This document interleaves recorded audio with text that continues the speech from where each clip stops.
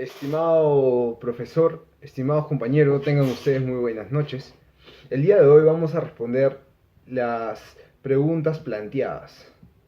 Primera pregunta, ¿cuál es la relevancia de la casación 02-2008 de la libertad para el derecho procesal penal peruano?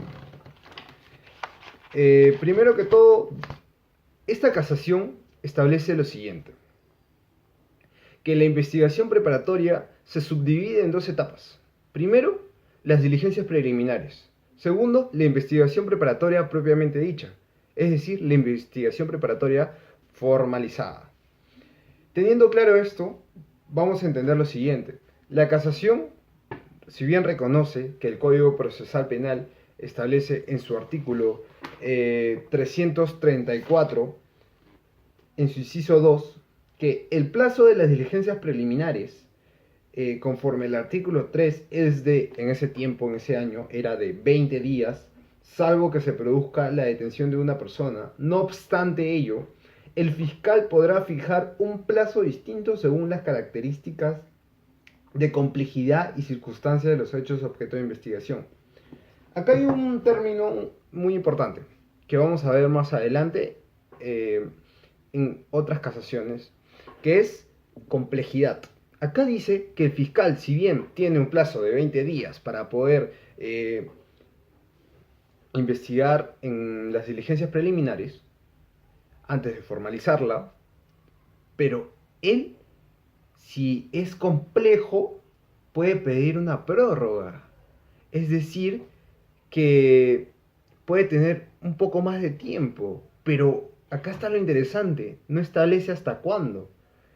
Entonces, como es lo que estaba sucediendo, entonces, y esto era legal, porque es legal, está en el código, eh, lo que establece a partir de esta casación es que, si bien esto está reconocido, el fiscal tiene la facultad para poder hacerlo, a partir de esta casación ya no va a ser así, sino que las reglas del juego van a cambiar o iban a cambiar un poco, o se entendía que tendrían que cambiar un poco, porque según esto se establece que ahora eh,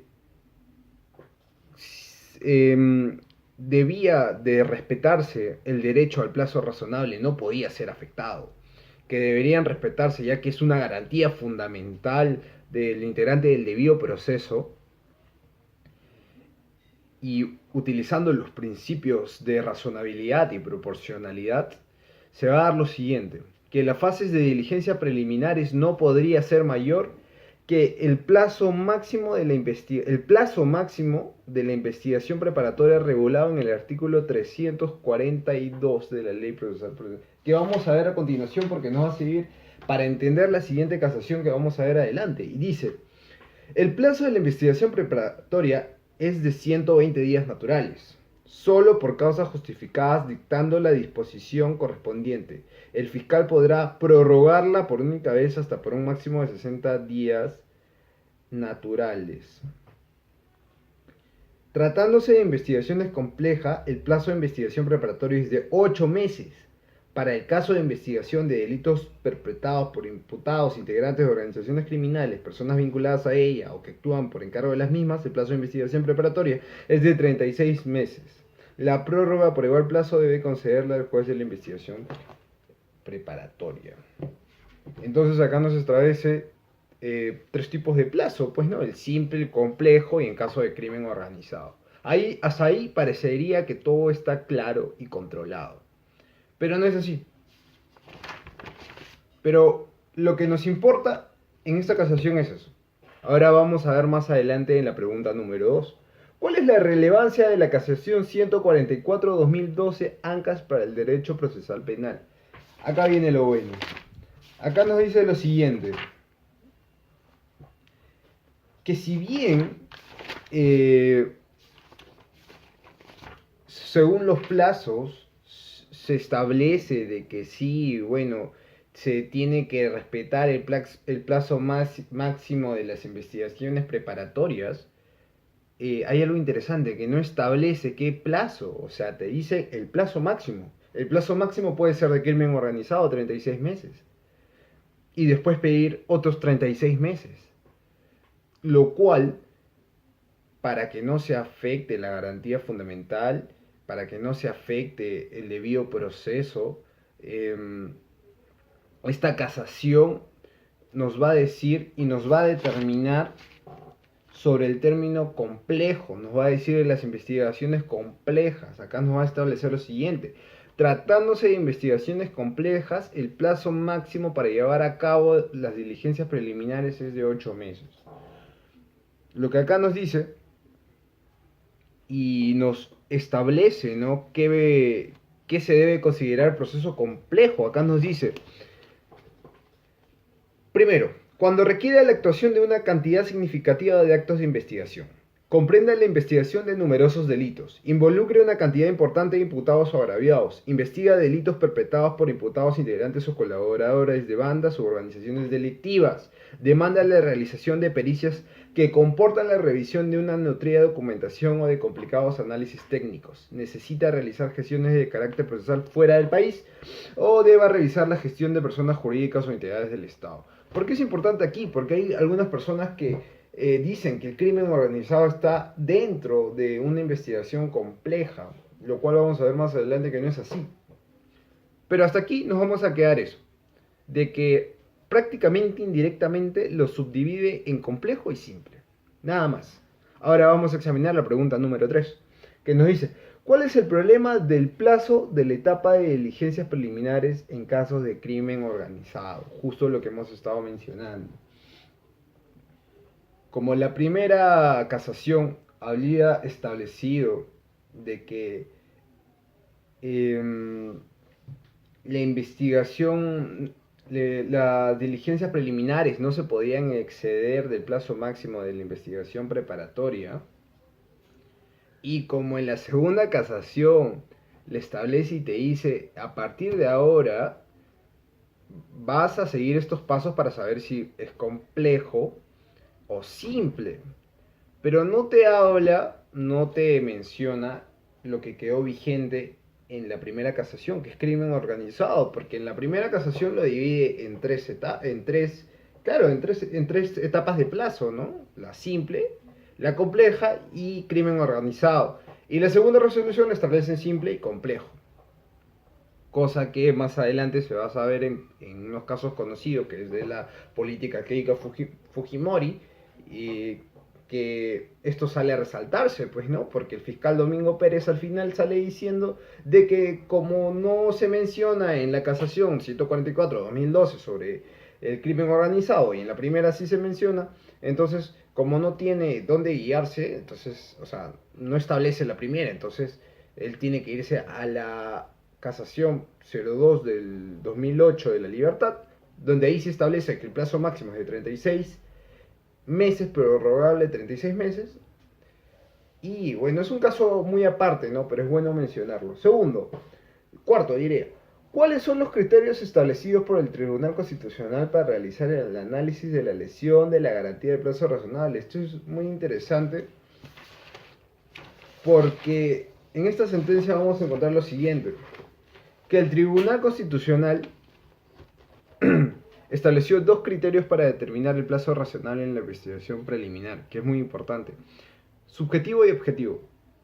El primero, vamos a ver que es la actuación del fiscal y la actuación del investigado.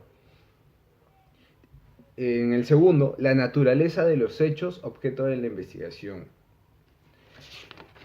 Y vamos a entenderlo de una forma como lo dice la casación, y la estoy citando. Dice lo siguiente: cuando se refiere a la actuación se debe evidenciar la actitud obstruccionista. ¿A qué se refiere con la actitud obstruccionista?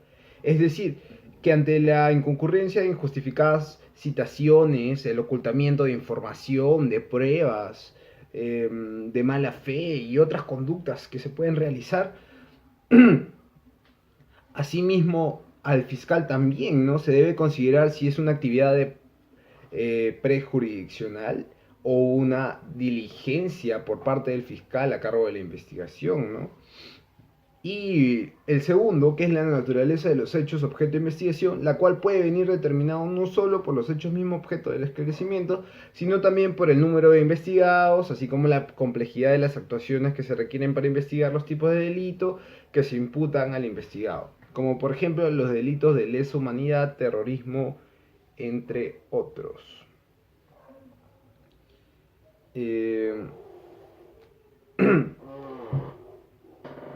Algo importante que me gustaría recalcar, eh, bueno, lo voy a decir más adelante. Vamos a ir a la pregunta número 5. ¿Qué entendió usted de la clase realizada el día sábado 9 de marzo? Eh, en primer lugar, nos ilustró que el proceso penal, bueno, se divide en primero lo que es la investigación preparatoria, que la investigación preparatoria, ya lo hemos dicho, lo subdivide en dos: diligencias preliminares, y la segunda, que vendría a ser la investigación preparatoria formalizada. Luego viene la etapa media y la etapa de juicio. El doctor Jefferson nos dijo que hay muchos abogados que piensan que en la etapa de juicio es donde se debe demostrar la verdadera capacidad del abogado. Pero al igual que yo pienso, igual que el doctor nos dijo, nos explicó, yo pienso igual que él, que es en de investigación preparatoria donde se debe demostrar esa capacidad, ¿no? Luego mencionamos cómo se inician las diligencias preliminares, ¿no? Puede ser de oficio, puede ser de parte mediante una demanda y puede ser por un traslado de información. Eh, en el caso de la demanda es interesante porque todas las personas tenemos el derecho a la tutela jurisdiccional efectiva. Si tenemos un problema, nosotros podemos utilizar ese derecho. Pero es cierto, como el doctor nos comentó, por su experiencia tenida, nos puso un ejemplo de un penal donde hay personas que denuncian y no tienen fundamento, pero tienen ese derecho. Entonces se les acepta, obviamente va a ser rechazada más adelante porque no va a proceder, pero se acepta, ¿no?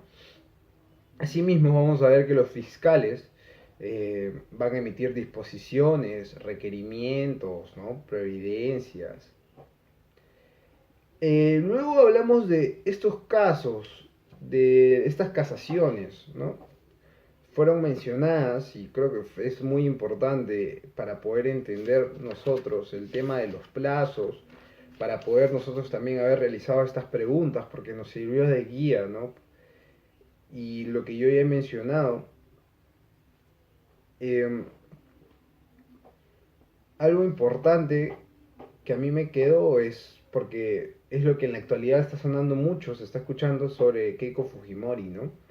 De que hubo un tiempo en que se dejó de investigar, no sabemos por qué, y lo cual los abogados defensores estaban pidiendo de que ya se había vencido el plazo, lo cual encontramos en estas dos casaciones de que no es así, porque el fiscal Domingo Pérez utilizó la primera casación para decir que lo que la política Keiko Fujimori eh, en realidad no se le estaba acusando de un caso de un crimen simple ni complejo, sino en caso de crimen organizado, lo cual se utiliza la primera, ¿no? La primera casación, que es de 36 meses y 36 meses posteriores como prórroga, ¿no?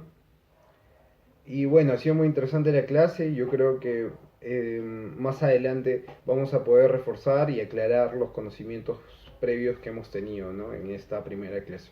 Muchas gracias.